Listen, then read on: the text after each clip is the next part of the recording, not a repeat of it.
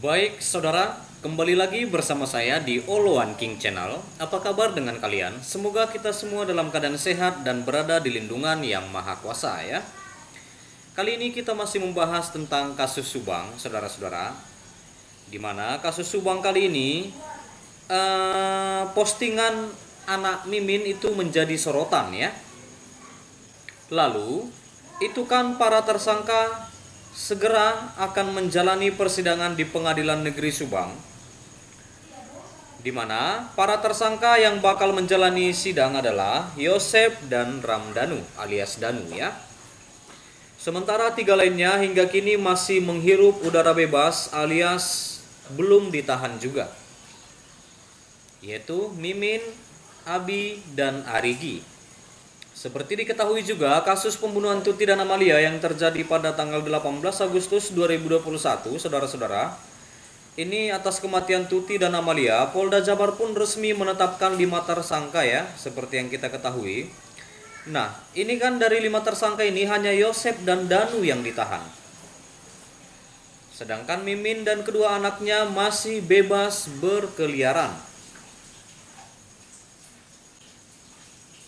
Lalu selang berapa bulan usai penetapan tersangka kasus Subang, pihak Kejaksaan Jawa Barat akhirnya mengurai perkembangan bahwa kasus terhadap 2 tersangka kasus pembunuhan Tuti dan Amalia telah dinyatakan lengkap atau P21, di mana Pak Sri Nur Cahaya Wijaya selaku Kepala Seksi Penerangan Hukum Kejati Jabar itu menyatakan bahwa Yosep dan Danu sudah layak untuk disidangkan alias berkasnya sudah P21.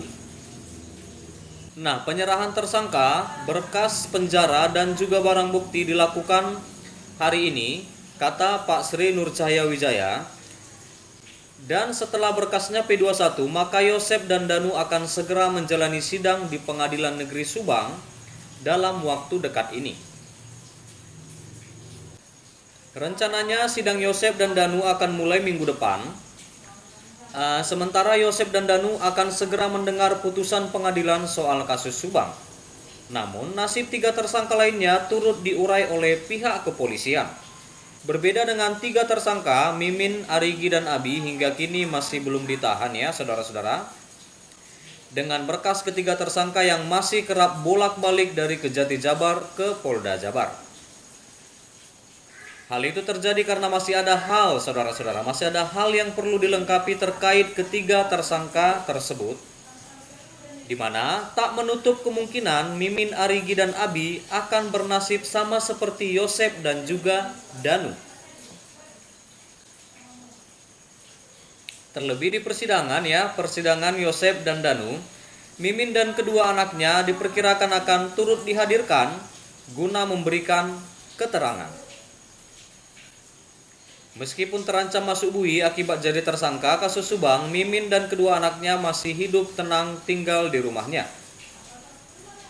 Terlebih Arigi itu yang tampak masih aktif ya di media sosial.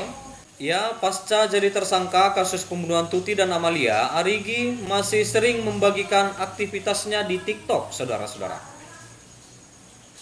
Bahkan di tahun 2024 ini, Arigi mengunggah video saat tengah berlibur ke wilayah pegunungan. Selain itu, Arigi juga membagikan momen saat berjalan-jalan naik sepeda motor ya keliling Subang, di mana aktivitas tersebut masih santai dilakukan Arigi, terlebih statusnya kini jadi tersangka.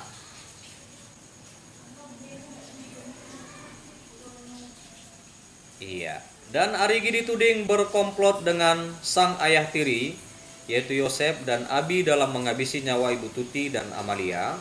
Akibatnya, atas tuduhan tersebut Arigi berkali-kali membantahnya. Nah, lalu saudara-saudara, Kajari Subang juga menyebut akan segera menyidangkan kasus Subang ke Pengadilan Negeri Subang ya.